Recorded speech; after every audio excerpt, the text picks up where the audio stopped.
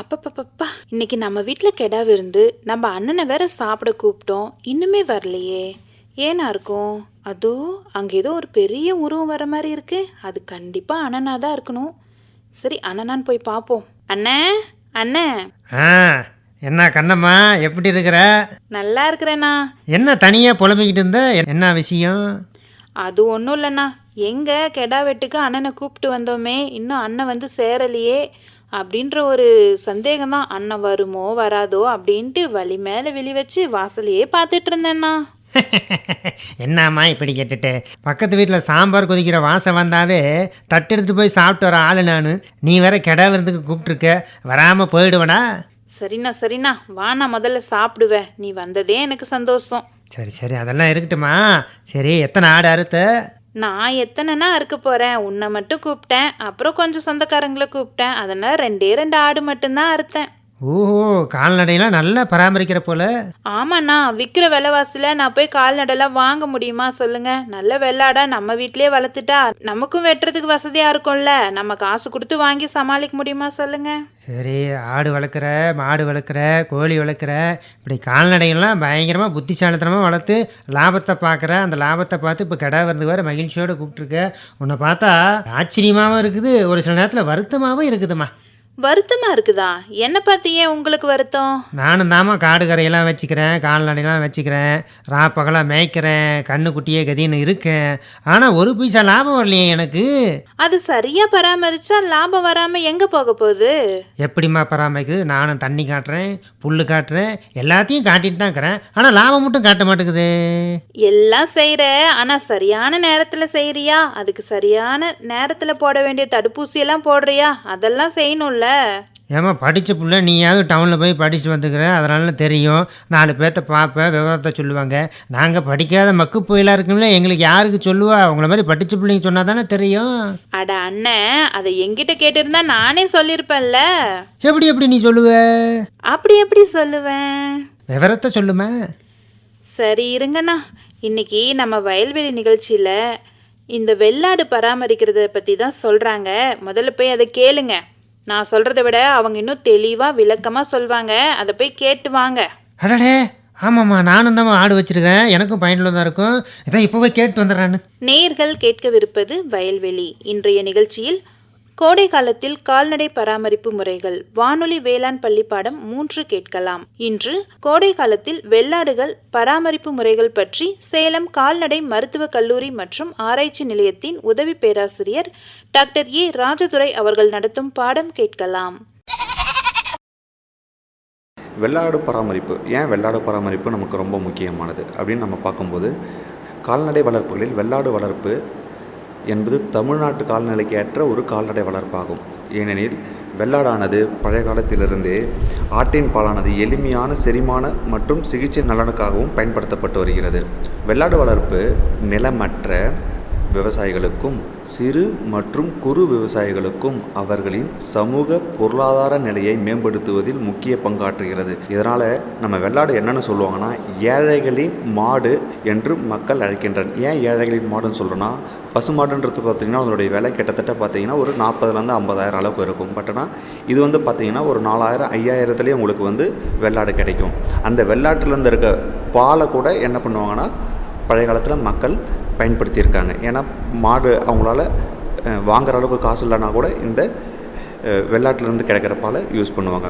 தேசத்தின் பொருளாதார மேம்பாட்டிலும் விவசாயிகளுக்கும் இளைஞர்கள், படித்த மற்றும் படிக்காத இளைஞர்களுக்கும் பெண்களுக்கும் ஆதரவற்ற பெண்களுக்கும் வேலைவாய்ப்பை உருவாக்குவதில் வெள்ளாடு வளர்ப்பு முக்கிய பங்காற்றுகிறது. இன்னொரு முக்கியமான விஷயம் பார்த்திங்கன்னா, இப்போது விவசாய கூலியாக இருப்பாங்க. அவங்க என்ன பண்ணுவாங்கன்னா, அன்றைக்கி விவசாய கூலிக்கு வேலைக்கு போயிட்டுருப்பாங்க. ஆனால் கையில் பார்த்திங்கன்னா ஒரு 2-3 ஆடு பிடிச்சிட்டு போவாங்க. என்ன பண்ணுவாங்கன்னா, இவங்க அங்கே நிலத்தில் வேலை செய்யும்போது இவங்க வெளியில் இருக்க ஒரு கரம்பு பயிர் இல்லாத இடத்துல என்ன பண்ணுவாங்கன்னா, நீண்ட கயிறு மூலியமாக கட்டி அது மூலியமாக அந்த ஆடுகளை மேய்ச்சி உபவருமானமாக இதை பெற்றுட்டு வந்தாங்க. வெள்ளாட்டின் இறைச்சியின் தேவை நாளுக்கு நாள் அதிகரித்து வருவதை, அதன் சந்தை மதிப்பு நாளுக்கு நாள் அதிகரிப்பதை வைத்தே நாம் புரிந்து கொள்ளலாம். இன்றைக்கி 1 கிலோ வெள்ளாட்டினுடைய இறைச்சியினுடைய மதிப்பு கிராமத்து சைடில் பார்த்திங்கன்னா 800 ரூபா அளவுக்கு நமக்கு கிடைக்கும். இதே சென்னை போல் சிட்டிக்கு போனீங்கன்னா 1200 ரூபா வரைக்குமே 1 கிலோ வெள்ளாட்டினுடைய இறைச்சி போகுது. இதனுடைய சந்தை மதிப்பு என்றைக்குமே இறங்காது. அதனால் வெள்ளாடு வளர்ப்பால் என்றைக்குமே வெள்ளாடு வளர்க்குற விவசாயிக்கு நஷ்டம் ஏற்படுறதுக்கான வாய்ப்பு மிக மிக குறைவு. அதே மாதிரி வெள்ளாடு வளர்ப்பில் நமக்கு இருக்கக்கூடிய முக்கியமான பிரச்சனை என்னென்னு பார்த்தீங்கன்னா, குட்டி போட்டோன்னே அந்த குட்டி இறந்து போகும். அது என்னென்னா சரியான பராமரிப்பு இல்லாது. இன்னொன்று வந்து பார்த்திங்கன்னா, உடல் எடை நம்ம எதிர்பார்த்த உடல் எடை அந்த வயசுக்கு ஏற்ற உடல் எடை நமக்கு கிடைக்காது. இது ரெண்டுத்துக்குமான என்ன தீர்வுன்றதையும் நம்ம இந்த கோடைக்கால பராமரிப்பையும் பார்க்கும்போதே பார்க்கலாம். கோடைக்காலம் வந்து பார்த்திங்கன்னா வெள்ளாட்டில் வெப்ப அழற்சி ஏற்படும். வெப்ப அழற்சினா என்னென்னா, நமக்கு வந்து ஹீட் ஸ்ட்ரெஸ்ஸுன்னு வெயில் அதிகமாகிடுச்சுன்னா அதன் மூலிமா அழற்சி ஏற்படும் அந்த வெள்ளாடுங்களுக்கு. அப்படி என்ன அழற்சி ஏற்படும்? வெப்ப அழற்சியால் உடல் வெப்பநிலை, சுவாச விகிதம் மற்றும் இதய துடிப்பு அதிகரிக்கும். என்னாகும்னா அந்த அனிமலுக்கு வந்து பார்த்திங்கன்னா இயல்பை விட இதய துடிப்பு அதிகமாக ஆரம்பிச்சிடும், சுவாசம் அதிகமாகும். இதனால் என்ன ஆகும்னா அந்த அனிமல் உயிர் வாழ்றதே கஷ்டப்படும் போது அதனால எப்படி நமக்கு தேவையானதை உற்பத்தி பண்ணி தர முடியும்? எப்படி அதனுடைய உடல் எடை அதிகரிக்கும்? ஸோ வெப்ப அழற்சியால் வெள்ளாடுகள் தீவனம் எடுத்துக்காது. தீவனம் எடுத்தால் தானே அதனுடைய உடல் எடை அதிகரிக்கும். உடல் எடை அதிகரித்தா தான் நமக்கான லாபம் அதிகரிக்கும். அப்போ என்னாகும்? வெப்ப அழற்சியால் அதனுடைய உடல் எடை குறையும். அடுத்து இனப்பெருக்க செயல்பாடுகள் குறையும். ஏன்னா அது வந்து உயிர் வாழ்றதே கஷ்டப்படும் போது அது எப்படி போய்ட்டு இனப்பெருக்க செயல்பாடுகளில் ஈடுபட முடியும்? இதன் விளைவாக வெளிப்படையாக உடல் எடை குறைந்து விவசாயிகளின் லாபமும் குறையும். அப்போ என்ன பண்ணணும்? நம்ம வெப்ப அழற்சி ஏற்படாமல் தடுத்தாதான் நம்ம என்ன பண்ணலாம்? நமக்கு ஏற்படக்கூடிய நஷ்டத்தை குறைக்க முடியும். வெப்ப அழற்சி எப்படியெல்லாம் தடுக்கலாம் அப்படின்னா, முதல்ல தீவன மேலாண்மை. ஒரு விஷயம் முக்கியமான என்னென்னா, நம்மகிட்ட பண்ணை இருக்கும், ஆடு இருக்கும், எல்லா விதமான ரீசோர்ஸஸ், எல்லா விதமான மூலப்பொருட்களும் இருக்கும். பட் ஆனால் அதை நான் எப்படி பராமரிக்கிறதுன்றது தெரியாதால பல இழப்புகள் நமக்கு ஏற்படும். ஸோ நம்மக்கிட்ட கோடை காலத்தில் இப்போ வெள்ளாடு நம்மக்கிட்ட இருக்குது அப்படின்னா அதை எப்படி நம்ம பராமரிக்கலான்றத இப்போ ஒவ்வொரு மேலாண்மை முறையாக நம்ம பார்க்கலாம். முதல்ல தீவன மேலாண்மை முக்கியமான விஷயம். ஒரு பண்ணை அப்படின்னா அந்த பண்ணைக்கு நம்ம செலவிடக்கூடிய 100 ரூபாயில் 70 ரூபா வந்து பார்த்திங்கன்னா நம்ம வந்து தீவனத்துக்கு தான் செலவு பண்ணுவோம். ஸோ அந்த தீவன மேலாண்மை சரியாக இருந்துச்சுன்னா நமக்கு பாதி பிரச்சனை குறையும். வெயில் காலத்தில் ஆடு வளர்ப்பு சற்று சவாலானது. ஏனெனில் பொதுவாக கிடைக்கும் மேய்ச்சல் நிலையங்கள் குறைவாக இருக்கும். ஆனால் சில வழிமுறைகளை கடைபிடிப்பதன் மூலம் வெள்ளாடுகளுக்கு சத்தான தீவனத்தை வழங்க முடியும். என்னென்னா, மற்ற காலத்தில் மழை காலத்தில் பார்த்திங்கன்னா அங்கங்கே மழை பெஞ்சு அங்கங்கே புல் வளர்ந்துருக்கும். அந்த புல்லை மேய்க்கிறது மூலியமாகவே ஓரளவுக்கு அதுக்கு தீவனத்தை நம்ம இது பண்ண முடியும். பட் ஆனால் கோடை காலத்தில் வந்து பார்த்திங்கன்னா எல்லா இடமும் வறண்டு இருக்கும். வறண்டு இருக்கிறதால அதுக்கு நம்ம இயல்பாக கொடுக்குற அந்த புற்களோ மற்றதோ, ஏன்னா கிணத்துலேயும் தண்ணி இருக்காது, ஆற்றுல தண்ணி இருக்காது. அப்படின்னும்போது நம்மளால் வந்து பார்த்திங்கன்னா நம்ம இயல்பாக விளைவிக்கிற பசுந்தீவனங்களை விளைவிக்க முடியாது. அப்போ என்ன பண்ணலாம்? அதுக்கான மாற்று எல்லாத்தையும் நம்ம தேடலாம். மாற்றுனா என்ன அப்படின்னா, கோடை காலத்தில் பசுந்தீவனங்கள் உற்பத்தி குறைவாக இருக்கும் என்பதால் மாற்றாக அந்த காலத்தில் கிடைக்கும் விவசாய உபப்பொருட்கள். என்ன விவசாய உபப்பொருட்கள்னால், கடலைக்கொடி, உளுந்து கொடி, தட்டைப்பயிர் கொடி போன்றவற்றையும், மரப்பயிர்கள், அகத்தி, வேப்பமரம், கொடுக்காப்புளி, மலை ஈச்சி, கல்யாண முருங்கை, சவுண்டல் போன்ற மரங்களின் இலைகளையும் ஆடுகளின் உணவில் சேர்ப்பதன் மூலம் தீவன தட்டுப்பாட்டை நாம் குறைக்கலாம். வெள்ளாடுகளை அதே மாதிரி இது முக்கியமான விஷயம் என்னென்னா, கோடை காலத்தில் பசுந்தீவனத்தினுடைய உற்பத்தி குறைவாக இருக்கிறதால அந்த காலத்தில் பார்த்திங்கன்னா விவசாய சாகுபடி நடக்கும். என்னென்ன சாகுபடி நடக்கும்? இந்த மாதிரி மல்லாட்டை கொடி அங்கே எடுப்பாங்க, உளுந்து கொடி எடுப்பாங்க. அதில் என்ன எடுத்துகிட்டு மீதி போட்டிருப்பாங்க. அப்போ அந்த விவசாயத்தை கேட்டு அதனுடைய கொடிகள்லாம் என்ன பண்ணலாம்? நம்ம ஆட்டுக்கு உணவாக மாற்றலாம். அடுத்து வந்து பார்த்திங்கன்னா மரப்பயிர்கள் நம்ம இதுக்கேற்ற மாதிரி நம்ம பிளான் பண்ணி நம்மளுடைய வரப்புகளில் மரப்பயிர்களை நட்டு வைக்கிறது மூலிமா இந்த உணவு தட்டுப்பாடு ஏற்படும் போது அதை நம்ம உடைச்சி நம்ம எல்லாமே என்ன பண்ணலாம்? அந்த ஆட்டுகளுக்கு கொடுக்கலாம். வெள்ளாடுகள் கோடை காலத்தில் காலை 6 மணி முதல் 10 மணி வரையும், மாலையில் 3 மணி முதல் 6 மணி வரையும் மேய்ச்சலுக்கு அனுப்பலாம். உச்சி வெயில் நேரத்தில் மேய்த்தால் அது வெள்ளாடுகளுக்கு வெப்ப அழற்சியை ஏற்படுத்தி அதன் உடல்நிலை பாதித்து உற்பத்தி திறனும் குறையும். இப்போ என்ன பண்ணலான்னா, வெயில் காலத்தில் வந்து அதாவது ரொம்ப வெயில் உச்சக்கட்டத்தில் இருக்கும். 10 to 3 மணி வரைக்கும் பார்த்திங்கன்னா நம்மளே வெளியே போக முடியாதால இருக்கும். அந்த டைமில் நம்ம ஆடை கொண்டு போய் நம்ம அந்த வெயிலில் விட்டால் என்ன ஆகும்னா, அனிமல் சுருண்டு விழுந்துடும். அதுக்கு என்ன பண்ணலாம்? நமக்கு மேய்க்கவும் செய்யணும், அதே சமயம் ஆட்டை வந்து நம்ம வெயிலையும் விடக்கூடாது. அப்படின்னும் போது நம்ம காலையில் ஒரு 6 மணிக்கெலாம், எனக்கு 5:30 உங்களுக்கு சூரியன் ஒளி வர ஆரம்பிச்சிடுறதால காலையில் ஒரு 6 மணிக்கெலாம் மேய்ச்சலுக்கு கூட்டி போயிட்டு ஒரு 10 மணி வரைக்கும் வெயில் திரும்ப எப்போ பீக்கு ஆரம்பிக்குதோ அந்த டைமுக்கு திரும்ப வீட்டுக்கு கூட்டிகிட்டு வந்துடலாம். அடுத்து திரும்ப ஒரு 3 மணிக்கு வெயில் கொஞ்சம் குறையிற டைமில் ஒரு 3 மணிக்கு விட்டு போயிட்டு 6 மணிக்கு. இந்த மாதிரி நம்ம பராமரிப்பு முறையை மாற்றும் மூலியமாக என்ன ஆகும்னா, அது அதிகமான அளவில் தீவனத்தையும் எடுத்துக்கும், பில்லையும் மேயும். ஆனால் நீங்கள் வெயில் டைமில் கொண்டு போய் மேய்க்கிறதுக்கு விட்டீங்கனாலும் அந்த வெப்ப அழற்சி ரொம்ப வெயில் அதிகமாக இருக்கிறதால அதனோட உடல்நிலை பாதிக்கப்பட்டு நம்ம எதுக்காக கொண்டு போனோமோ நம்ம நோக்கமும் நிறைவேறாமல் போயிடும். அதனால் வெயில் காலத்தில் காலைல 6 மணிலேருந்து 10 மணி வரைக்கும், மாலையில் 3 மணிலேருந்து முடிஞ்ச 7 மணி வரைக்கும் நீங்கள் மேய்க்கலாம். ஸோ அது மூலியமாக என்ன ஆகுனா, அதனுடைய உடல்நிலையை நம்ம பாதுகாத்து இது மூலிமா என்ன ஆகுனா, அதே மாதிரி முக்கியம் 24 மணி நேரமும் நல்ல தண்ணி கொடுக்கணும், குளிர்ச்சியான நல்ல தண்ணியை கொடுக்கணும். அடுத்து ஒரு வளர்ந்த ஆட்டிற்கு 250 கிராம் அடர் தீவனம் கொடுப்பதை உறுதியாக எப்பயுமே நம்ம அதை மனசில் வச்சுக்கணும். என்னென்னா, ஒரு வளர்ந்த ஆட்டிற்கு 250 கிராம் அடர் தீவனம். அடர் தீவனம் என்ன? புண்ணாக்கு இதெல்லாமே கொடுக்கலாம். அதேமாரி தாது உப்பு கலவை ரொம்ப ரொம்ப அவசியம். உணவில், வெள்ளாட்டினுடைய உணவில் தாது உப்பினுடைய கலவை ரொம்ப ரொம்ப அவசியம். தாது உப்பு கலவைனா இங்கிலீஷில் மினரல் மிக்சர். தாது உப்பு கலவை வெள்ளாட்டிற்கு கொடுப்பது குட்டிகளுக்கு வந்து 5லேருந்து 10 கிராமு, 6 மாத குட்டிகளுக்கு 10லேருந்து 15 கிராமு, ஒரு வருஷத்துக்கு மேலே இருக்கிறது வந்து 20லேருந்து 25 கிராம் தாது உப்பு கலவை ரொம்ப அவசியமாக நம்ம கொடுக்கணும். இது கொடுக்கறது மூலிமா அதுக்கு இருக்கிற அந்த தாது உப்பு குறைபாடு எல்லாம் குறைஞ்சி அதனுடைய செயல்பாடு எல்லாமே இனப்பெருக்க செயல்பாடுகள், உணவில் இருக்க உணவில் சேர்க்கறது மூலிமா மற்ற செயல்பாடுகள் எல்லாமே நார்மலாக இருக்கும். அது நல்லா உடல் எடையும் கூட ஆரம்பிக்கும். வெள்ளாடுகளுக்கு 24 மணி நேரமும் கோடை காலத்தில் சுத்தமான குளிர்ச்சியான நீர் குடிப்பதை நாம் உறுதி செய்து கொள்ள வேண்டும். அடுத்து முக்கியமான விஷயம் பார்த்திங்கன்னா, அடர் தீவனம் 1 கிலோ இன்றைக்கி வந்து தேதிக்கு வந்து பார்த்திங்கன்னா 50 ரூபாலேருந்து 25 ரூபாலேருந்து 50 ரூபா வரைக்கும் அதனுடைய விலை மாறுபாடுது. பட் ஆனால் நம்ம அசோலான்ற ஒரு இயற்கை வரம் ஒன்று இருக்குது.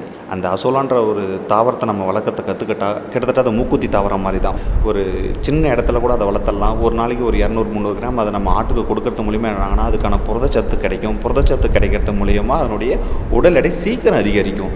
ஸோ என்னென்னா, நம்மளால் இதை வளர்க்க முடியல, வாங்க முடியாத அளவுக்கு பசுந்தீவனத்தையும் வளர்க்க முடியல, பட் ஆனால் நமக்கு அடர் தீவனத்தையும் வாங்க முடியல அப்படின்னும் போது இந்த மாதிரி அசோலான்ற ஒரு இயற்கை தாவரத்தை வளர்க்குறது மூலிமா நமக்கு வந்து அதனுடைய 25 ரூபாய் காஸ்ட்டையும் நம்ம கட் பண்ணிவிட்டு காஸ்ட்டையும் அதாவது அதனுடைய விலையையும் குறைச்சி அது மூலிமா நம்ம வந்து லாபமும் அதிகரிக்கும். எந்த அளவுக்கு நம்ம வந்து செலவை குறைக்கிறோமோ அந்தளவுக்கு நம்மளுடைய லாபமும் அதிகரிக்கும். இப்போ 25 ரூபா கொடுத்து மார்க்கெட்டில் கொடுத்து வாங்கக்கூடிய பொருள் வெறும் 50 பைசா ஒரு கிலோ உற்பத்தி பண்ணுறதுக்கு 50 பைசா கூட ஆகாது.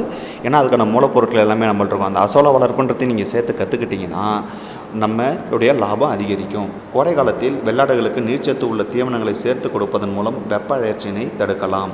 தீவன தொட்டிகளையும் தண்ணீர் தொட்டிகளையும் வெயில்படும் இடத்தில் வைக்காமல் நல்ல நிழலான குளிர்ச்சியான இடத்தில் வைத்து பராமரிப்பது அவசியமாகும். ஏன்னா நம்ம என்ன பண்ணுவோம், சார் நீங்கள் சொல்கிற மாதிரி நாங்கள் வந்து அதுக்கு 24 மணி நேரம் நல்ல தண்ணி கொடுக்குறோம், தீவனத்தையும் கொடுக்குறோம்.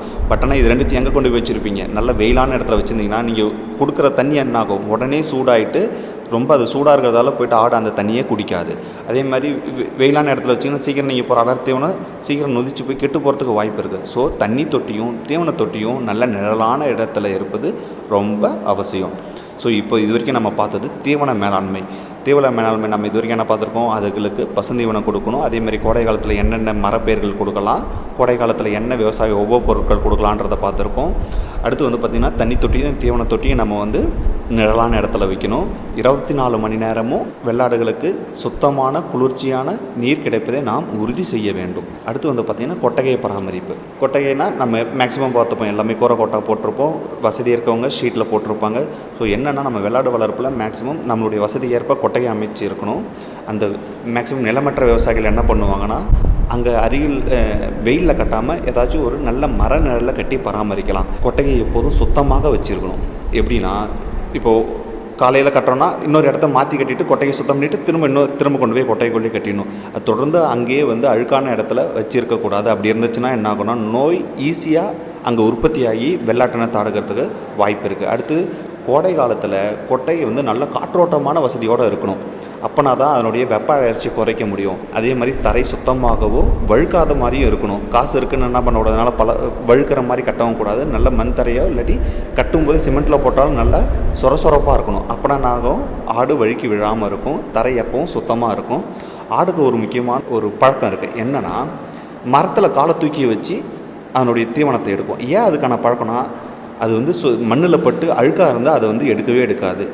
நம்ம வெள்ளாடு வந்து எடுக்காது. அப்போ என்ன பண்ணணும்னா, நல்லா சுத்தமாக இருந்தால் தான் அது வந்து எடுக்கும். ஒரு சில டைம் தாது உப்பு கலவையை நீங்கள் கட்டியாக இருந்துச்சுன்னா என்ன பண்ணலாம், ஒரு கயிறில் கட்டி கொட்டையில் தொங்க விட்டால் கூட அது வேணுன்றப்ப அது போய்ட்டு அதாவது வந்து அதை நக்கி அதுக்கு தேவையான தாது உப்பு கலவையை எடுத்துக்கும். அதே மாதிரி மரக்கிளையை கூட கட்டி தொங்க விட்டால் அது வேஸ்டேஜ், அதாவது அதுலேருந்து நமக்கு கீழே போட்டிங்கன்னா என்னாகும், மெதிச்சு அந்த தீவனம் நமக்கு தேவையில்லாமல் வீணாகும். அதுக்கு என்ன பண்ணலாம், ஒரு கயிறில் கட்டி தொங்க விட்டிங்கன்னா அதில் தேவையான அளவுக்கு எடுத்துக்கிட்டு மீதி அப்படியே இருக்கும். தேவையானப்போ திரும்ப அதை உபயோகப்படுத்திக்கும். அடுத்து வந்து பார்த்திங்கன்னா முக்கியமான ஒரு விஷயம் நோய் மேலாண்மை. நான் ஆல்ரெடி நம்ம முன்னாடியே சொன்ன மாதிரி நம்ம வெள்ளாடு வளர்ப்பில் நமக்கு இருக்க ஒரு முக்கியமான பிரச்சனை, சீக்கிரம் வந்து ஆடு வந்து குட்டியிலே இறக்கிறதும், அடுத்து வந்து பார்த்திங்கன்னா இது உடல் எடை கூடாமல் இருக்கிறதும். இது ரெண்டுத்துக்குமான ஒரு முக்கியமான இது வந்து பார்த்திங்கன்னா நோய் மேலாண்மை.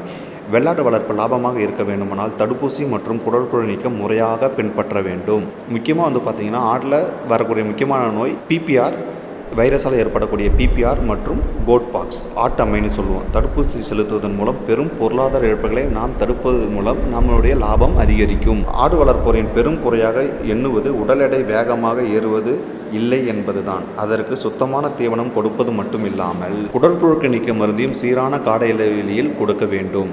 தடுப்பூசி வந்து பார்த்திங்கன்னா இப்போது அருகில் உள்ள கால்நடை மருந்துக்கு போனீங்கன்னா இப்போ ஒரு சில தடுப்பூசி வந்து பார்த்திங்கன்னா உங்களுக்கு ஃப்ரீயாகவே கிடைக்கும். அவங்களே வந்து போட்டு விடுவாங்க. அதே மாதிரி குடற்புழுக்கு நீக்க மருந்து ஒரே மருந்து மெடிக்கலில் போய்ட்டு நீங்கள் கேட்டிங்கன்னா அவங்க ஒரே மருந்து கொடுப்பாங்க. ஒவ்வொரு காலத்துக்கும் ஒவ்வொரு மருந்து கொடுக்கணும். அருகில் உள்ள கால்நடை மருத்துவரை அணுகி தடுப்பூசி மற்றும் குடற்புழு நீக்கத்தை அந்தந்த காலத்துக்கு ஏற்றவாறு, அதாவது ஒவ்வொரு சீசனுக்கும் ஒவ்வொரு மருந்து கொடுக்குற மாதிரி இருக்கும். ஒவ்வொரு சீசனில் ஒவ்வொரு குடற்புழு வரும்.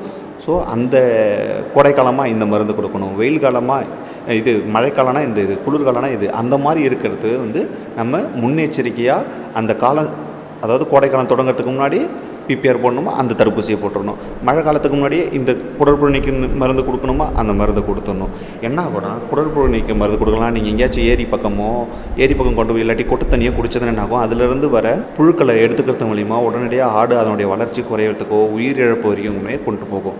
ஸோ அதனால் தடுப்பூசி மற்றும் குடற்புழு நீக்கம் மிக மிக மிக அவசியம் வெள்ளாட்டு வளர்ப்பில். அடுத்து வந்து பார்த்திங்கன்னா நம்மளுடைய பண்ணனுடைய லாபம் எதில் இருக்குன்னா இனப்பெருக்கத்தில் தான் இருக்குது. ஏன்னா நம்ம எத்தனை குட்டியை பெறுகிறோமோ அதை பொறுத்து தான் நம்மளுடைய பண்ணனுடைய லாபம் இருக்குது. அப்போது நம்ம வந்து இனப்பெருக்க மேலாண்மை இன்றியமையாத மேலாண்மை. வெள்ளாடு வளர்ப்பின் லாபத்தை தீர்மானிப்பதில் இனப்பெருக்க மேலாண்மை இன்றியமையாததாகும். ஏன்னா சரியான இனப்பெருக்க யுத்தியினை பயன்படுத்தினால் அதிக எண்ணிக்கையில் ஆரோக்கியமான, முக்கியமான வார்த்தை அதிக எண்ணிக்கை ஆரோக்கியமான, என்னென்னா நீங்கள் பராமரிப்பீங்க பட் ஆனால் குட்டியும் போடும், அந்த குட்டி 10 நாள் இறந்ததுன்னா என்ன புண்ணியம். அதனால் அதிக எண்ணிக்கையில் ஆரோக்கியமான குட்டிகளை பெறுவதன் மூலம் விவசாயிகளின் லாபம் அதிகரிக்கும். இன்னொரு விஷயம் என்னென்னா இனப்பெருக்கத்துக்கு பயன்படும் கிடாவை ஒரு கிடாவை நம்ம பண்ணையில் வச்சுருக்கோம் அப்படின்னா, நம்ம வீட்டில் வச்சுருக்கோம் அப்படின்னா 2 வருஷத்துக்கு ஒரு வாட்டி மாற்றிடணும். 2 வருஷத்துக்கு ஒரு வாட்டி மாற்றிட்டு புதிய கிடா வாங்கணும். அந்த புது கிடா கூட என்ன பண்ணணும்னா, ஒன்று அருகில் இருக்க விவசாயிகிட்ட வாங்கணும், இல்லை ஒரு தெரிஞ்ச பண்ணையிலையோ நீங்கள் வாங்குறது மூலிமா நீங்கள் உங்கள் ஆட்டை அவங்களுக்கு கொடுக்கலாம். என்ன ஆகுனா, ஒரே கிடாவை தொடர்ந்து யூஸ் பண்ணிங்கன்னா அதனுடைய இனப்பெருக்க திறன் குறைஞ்சி இன்ப்ரீடிங்னு சொல்லுவாங்க, அதன் மூலிமா உங்களுக்கு நஷ்டம் ஏற்படும். ஸோ அதனால தான் புது கிடாவை 2 வருஷத்துக்கு, ஆனால் பெண் ஆட்டை நீங்கள் யூஸ் பண்ணலாம். நீங்கள் வீட்டிலே வளர்ந்து பெண் குட்டி ஆட்டைகளை நீங்கள் வீட்டில் யூஸ் பண்ணலாம். திரும்ப அது என்னென்னா, கிடாவை வந்து 1 வயசுக்கு அப்புறம் தான் நம்ம இனப்பெருத்துக்கு விடணும். பெண் ஆட்டை வந்து பார்த்திங்கன்னா 6 மாதத்துக்கு அப்புறம் தான் இனப்பெருக்கத்துக்கு விடணும். இனப்பெருக்க ஆடுகளின் உணவில் தாதுப்பு கலவை சேர்ப்பதன் மூலம் பல நன்மைகளை நாம் பெற முடியும். ஈவன் ஒரு குட்டி வர இடத்துல 2 குட்டி கிடைக்கும். பிறக்கிற குட்டிங்களும் ஆரோக்கியமாக பிறக்கும். இது நம்ம தாதுப்பு கலவையை இதில் சேர்க்கறது மூலியமாக, உணவில் சேர்க்கறது மூலியமாக. அடுத்து ஒரு முக்கியமான விஷயம் என்னென்னா, கோடை காலங்களில் திடீரென இடியுடன் கூடிய கனமழை பெய்ய வாய்ப்புள்ளது. அதற்கேற்ப நம்ம முன்னெச்சரிக்கை நடவடிக்கையாக ஒருவேளை இன்றைக்கி மழை வரலாம், மழை வந்தால் நம்ம அதுக்கேற்ற மாதிரி முன்னேற்பாடுகளோடு ரெடியாக போகணும். என்னென்னா, கோடைக்காலங்கள் திடீர்னு மழை காலத்தில் வந்து பார்த்திங்கன்னா இடி மின்னல் கம்மியாக இருக்கும். பட் ஆனால் கோடை காலத்தில் பார்த்திங்கன்னா திடீர்னு மானம் இருட்டிக்கிட்டு வரும், இடிக்கும், மழை பெய்யும். அந்த டைமில் என்ன ஆகும், ஆடு மட்டும் இறக்காமல் ஆடை பராமரிக்க கூட கூப்பிட்டு போன விவசாயம் இறக்க நேரிடும். அப்போ நம்ம என்ன பண்ணலாம், ஆடு அப்போ வருது அப்படின்னா அதுக்கேற்ற மாதிரி முன்னெச்சரிக்கை நடவடிக்கையாக நம்ம வீட்டுக்கு சீக்கிரம் வரலாம். அதே மாதிரி பழைய கட்டடங்களுக்கு பக்கத்துலேயோ மரத்துக்கு கீழேயோ நிற்கிறத நம்ம அவாய்ட் பண்ணணும், அதை தவிர்க்கணும். ஏன் தவிர்க்கணும் அப்படின்னா, திடீர்னு அந்த பழைய கட்டடம் மழையிலே ஊறி இடிஞ்சு ஆடு மேலேயும் விழலாம், ஆடு பராமரிப்பவர் மேலேயும் விழலாம். இல்லை மரத்துக்கடியில் நின்னீங்கன்னா இடி மரத்து மேலே இறங்கும்போது அந்த ஆடுங்களும் இறந்து போகிறது இல்லாமல் ஆடு பராமரிப்பவரும் இறந்து போவார். ஸோ இதெல்லாம் நம்மளுக்கு ஒரு முன்னெச்சரிக்கை எடுத்துகிட்டு இந்த 2 பழக்கத்தையும் நம்ம வந்து தவிர்க்கணும். அதே மாதிரி திடீர்னு நல்ல கோடை மழை பெஞ்சு பெரிய வெள்ளம் மாதிரி வருது அப்படின்னா நம்ம ஆடுகள் எல்லாத்தையும் நல்ல மேடான பகுதிகளுக்கு ஓட்டிகிட்டு போயிடணும். அதே சமயம் மேடான பகுதிகளுக்கு ஓட்டிகிட்டு போகிறது மட்டும் இல்லாமல், ஒருவேளை நம்ம தாழ்வான பகுதியில் இருக்கோம், நம்மளால் மேடான பகுதி கொண்டு போகணும்னா ஆடை கட்டி வைக்கிறத நம்ம விட்டுறணும். அதை ஃப்ரீயாக விட்டிங்கன்னா கூட அதுவாக எங்கேயாச்சும் தப்பிச்சு மேலே போகிறதுக்கு வாய்ப்பு இருக்கும். இல்லாட்டி மேடான பக்கத்துக்கு அதே தேடி போய்ட்டு நின்றுக்கும். நம்ம எல்லாத்தையும் காப்பாற்ற முடியலனா கூட அதை கட்டி வைக்காமல் இருந்தாலே அதுவே அதை தப்பிச்சுக்கிறதுக்கான வாய்ப்பு இருக்கும். ஸோ கோடைக்கால பராமரிப்புகள் முக்கியமான விஷயங்கள் என்னென்னு பார்த்தீங்கன்னா, கோடை காலத்தில் ஆடுகளுக்கு நல்ல காற்றோட்டமான நிழலான, இப்போ 10 to 4 பார்த்தீங்கன்னா வந்து வெயில் ரொம்ப அதிகமாக இருக்கும். அந்த வெயிலாக இருக்க டைமில் வந்து நல்ல நிழலான இடத்துல இருக்கணும். அதேமாரி பசுந்தீவனங்கள் எந்த அளவுக்கு நம்மளால் கொடுக்க முடியுமோ, நீர்ச்சத்து உள்ளது நம்ம உணவில் சேர்க்கறது மூலியமாக இந்த கோடை காலத்தில் ஆடு அதனுடைய வெப்ப அழற்சியை குறைக்கும். அடுத்து இனப்பெருக்கத்துக்கு உதவுற மாதிரி இந்த ஒருவேளை ஒரு ஆடு இனப்பெருக்கத்துக்கு வந்திருக்கு உங்களுக்கு தெரிஞ்சாலும் அதனுடைய இனப்பெருக்கமானது வந்து குளிர்ந்த காலகட்டத்தில் நடக்கணும். ஒன்று அதே மாதிரி தான் காலையில் ஒரு 10 மணிக்குள்ளே இல்லைன்னா 3 மணிக்கு மேலே கிடாவை நம்ம அந்த பெண் ஆட்டுக்கிட்ட விடலாம். அந்த வெயில் டைமில் விட்டிங்கன்னா என்ன ஆகும்னா செனப்பிடிக்கிறதுக்கான தன்மை மிக மிக குறைவு. கோடைக்காலத்தில் வந்து பார்த்திங்கன்னா இந்த கால்நடைகள் இழப்பு ஏற்படாமல் இருக்க நம்மளுடைய பராமரிப்பு முறைகள் தான் மிக மிக மிக அவசியம். சார் வணக்கம் சார், என்னோடய பேர் வந்து கணேஷ் சார். நான் தலைவாசல்லேருந்து பேசுகிறேன் சார். தாது உப்பு கலவை எங்கே வாங்கலாங்க சார்? தாது உப்பு கலவைன்றது வந்து பார்த்திங்கன்னா உங்களுக்கு அருகில் உள்ள கால்நடை மருத்துவமனையில் இருந்தால் உங்களுக்கு இலவசமாகவே தருவாங்க. அதே மெடிக்கலில் நீங்கள் போய்ட்டு தனியாக ப்ரைவேட்டில் வாங்க போனால் 1 கிலோ 250 ரூபாய் இன்றைக்கி விற்கிது. இன்னும் உங்களுக்கு ரெகுலராக கிடைக்கணும், நான் யூஸ் பண்ண போகிறேன் அப்படின்னா கால்நடை மருத்துவ பல்கலைக்கழகத்தினுடைய இடங்கள் வந்து பார்த்திங்கன்னா ஒவ்வொரு மாவட்டத்தில் இருக்க ஆராய்ச்சி நிலையங்கள் ஒவ்வொரு மாவட்டத்துலேயும் இருக்குது. பயிற்சி ஆராய்ச்சி நிலையங்கள் ஒவ்வொரு மாவட்டத்துலேயும் அதனுடைய தலைமையிடத்தில் இருக்கும். அங்கே வந்து பார்த்திங்கன்னா 1 கிலோ 75 ரூபா தான். நீங்கள் வெளியில் வாங்கினா 250 ரூபா. பட் ஆனால் ஆராய்ச்சி நிலையத்தில் போயிட்டு ஆராய்ச்சி மற்றும் பயிற்சி நிலையத்தில் போய்ட்டு வாங்கும்போது 75 ரூபாய்க்கு உங்களுக்கு எத்தனை கிலோ கேட்டிங்கனாலும் அவங்க வர வச்சு கொடுப்பாங்க. இல்லை வாங்கிறதுக்கு எங்களுக்கு வசதி இல்லை அப்படின்றவங்க கால்நடை மருத்துவரை அடிக்கடி அணுகிறது மூலிமா எப்போ வருதோ உங்களுக்கு எடுத்து தரதுக்கான வாய்ப்புகள் இருக்குது. ஸோ இதுதான் தாது உப்பு கலவை. அதேமாதிரி தாது உப்பு கலவை கொடுக்கறது மூலிமா உங்களுடைய கால்நடைகளை நல்ல முறையில் வளர்க்க முடியும், இனப்பெருக்க திறனை அதிகரிக்க முடியும், உடல் எடையும் அதிகரிக்க முடியும். சார் இப்போ கோடை காலமாக இருக்கட்டும் இல்லைனா மழை காலமாக இருக்கட்டும் சார், இந்த வெள்ளாடாக இருக்கட்டும் வெள்ளாடு குட்டிகளாக இருக்கட்டும் அதுங்களுக்கு வந்து இந்த குடல் புழு நீக்கம் செய்கிறது ரொம்ப அவசியமானதுங்களாங்க சார். வெயில் காலத்துலலாம் செய்ய தேவையில்லை அப்படின்ற மாதிரி சொல்கிறாங்களே, அப்படிங்களாங்க சார்? குடற்புழு நீக்கம்ன்றது வருஷம் முழுக்க ஒவ்வொரு சீசனுக்கு ஏற்ற மாதிரி மாறுபடும். மழை காலத்துக்கு ஒரு மாதிரி, மழை காலத்துக்கு வந்து பார்த்திங்கன்னா ஒரு மருந்து கொடுக்குற மாதிரி இருக்கும், வெயில் காலத்துக்கு ஒரு மருந்து கொடுக்குற மாதிரி இருக்கும். ஏன் இப்போ நான் அந்த மருந்து பேரும் அதனுடைய அளவும் சொல்லலைன்னா, இதை அவங்க அளவுக்கு அதிகமாக கொடுக்கறது மூலியமாக கால்நடை மருத்துவனுடைய ஆலோசனை இல்லாமல் அளவுக்கு அதிகமாக கொடுக்கறது மூலியமாக என்ன ஆகும்னா அதனுடைய உயிருக்கும் ஆபத்து ஏற்படும். அதனால தான் உங்களுடைய ஒவ்வொரு 5 to 6 கிலோமீட்டருக்குள்ளே ஒரு கால்நடை மருத்துவமனை இருக்குது. அவங்கள்ட்ட போய்ட்டு கேளுங்க, இத்தனை ஆடு நான் வச்சுருக்கேன் இப்போ சொன்னீங்கன்னா அவங்களே அந்த மருந்து இருந்துச்சுன்னா நீங்கள் மெடிக்கலில் போய்ட்டு காசு செலவு பண்ணி வெளியில் வாங்கணும்னு அவசியம் இல்லை. அந்த மருந்து எவ்வளோ கொடுக்கணுமோ இத்தனை ஆடுக்கு இவ்வளோ கொடுக்கணும் உங்களுக்கு அவங்களே ஒரு டப்பா எடுத்துகிட்டு வர சொல்லி அது அவங்களே கொடுக்க முடியும். முடிஞ்ச வரைக்கும் நீங்கள் மருந்துக்காகவும் தடுப்பூசிக்காகவும் செலவு பண்ணுறத குறைச்சிக்கோங்க. பராமரிப்பு மூலியமாகவே நீங்கள் அதை சரி பண்ணுறது மூலிமா உங்கள் லாபம் அதிகரிக்கும்.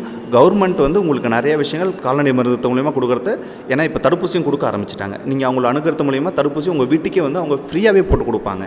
தாதுப்பு அவங்களே தருவாங்க.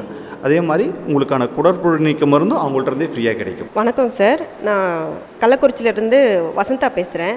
இந்த வெள்ளம் மழை அந்த மாதிரி டைம்லலாம் ஆடு மாடுலாம் செத்து போயிடுது இல்லைங்க சார், அதுக்கு எப்படிங்க சார் நம்ம இழப்பீடு வாங்குறது? இப்போ வந்து பார்த்திங்கன்னா இயற்கை பேரிடருக்கு மட்டும்தான் அரசாங்கத்தால் இழப்பீடு வழங்கப்படும். இயற்கை பேரிடர்னா என்ன? திடீர்னு கோடை மழை பெய்யலாம், இல்லை வந்து மழை காலத்தில் அதிகமான வெள்ளம் வரலாம். அந்த மாதிரி இப்போ மற்ற நோயாளி இறந்தால் கவர்மெண்ட் இழப்பீடு உங்களுக்கு தெரியாது. இயற்கை பேரிடரால் கால்நடை இருந்தால் இழப்பீடு பெறலாம். முதல்ல என்ன பண்ணணும்னா உங்கள் கால்நடை எதால் இறந்துச்சுன்றத அருகில் உள்ள கால்நடை மருத்துவருக்கு நீங்கள் இன்ஃபார்ம் பண்ணணும். ஃபஸ்ட்டு அவங்களுக்கு விஷயத்தை சொன்னோடனே அவங்க என்னென்ன ஏற்பாடுகள் பண்ணணுன்றதை சொல்லுவாங்க, எப்படி இழப்பீடு பெறதுன்றதை உங்களுக்கு வழிகாட்டுவாங்க. இப்போ இன்னொரு விஷயம் என்ன சொல்ல போகிறேன்னா, அரசால் வழங்கப்படும் இழப்பீடு ஒவ்வொரு கால்நடைகளுக்கும் என்ன மதிப்புன்றதை சொல்கிறேன். இப்போது பால் கறக்கிற ஒரு பசுமாடோ எரும மாடோ இறந்து போயிருந்துச்சுன்னா, அதாவது இயற்கை பேரிடரால் இறந்திருந்தால் 37,500 ரூபாய் அரசாங்கத்தால் வழங்கப்படும். இதே இயற்கை பேரிடரால் வெள்ளாடு செம்மறியாடு பன்றி இறந்திருந்தால் ஒரு ஆட்டுக்கு 4,000 ரூபாய் வழங்கப்படும். எருது, அதாவது நம்ம எருது மாடோ இல்லை குதிரையோ ஒட்டகமோ இறந்தால் 32,000 ரூபாய் அரசாங்கத்தால் வழங்கப்படும்.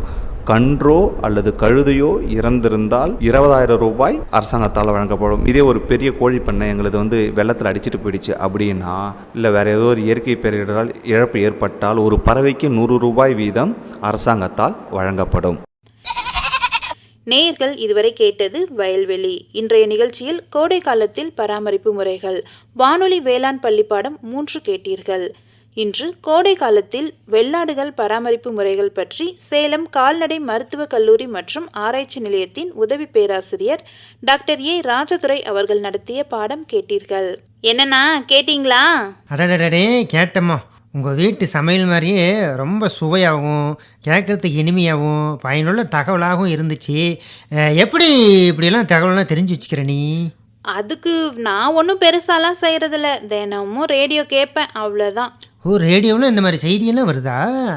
ஆமாண்ணா, தினமும் வயல்வெளி நிகழ்ச்சியில் இந்த மாதிரி நிறைய தகவல்கள்லாம் சொல்கிறாங்க. இன்றைக்கி வெள்ளாடு பராமரிக்கிறத பற்றி சொன்னாங்க.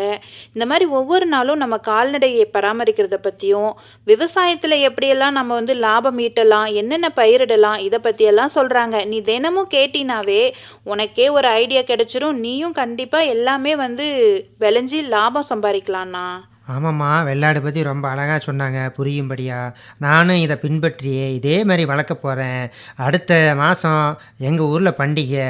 உன்னை கூப்பிட்டு 3 கிடாய் அறுத்து உனக்கு நான் போட போகிறேன். நீ மகிழ்ச்சியாக சாப்பிட்டு போ. சந்தோஷண்ணே, சந்தோஷம். நீ கூப்பிட்டு நான் வராமல் இருப்பேனா? 3 ஆடு என்னண்ணா, 4 ஆடே வெட்டு. எனக்கு போட்டியா நீ வெட்டுறல்ல, நான் கண்டிப்பாக வந்து கலந்துக்கிறேன் நிகழ்ச்சியில். சரி, நீ சாப்பிட்றதுக்கு வசதியா அந்த குடோனை ரெடி பண்ணிடுறேன். அண்ணே, கிண்டல் பண்ணாதண்ணே.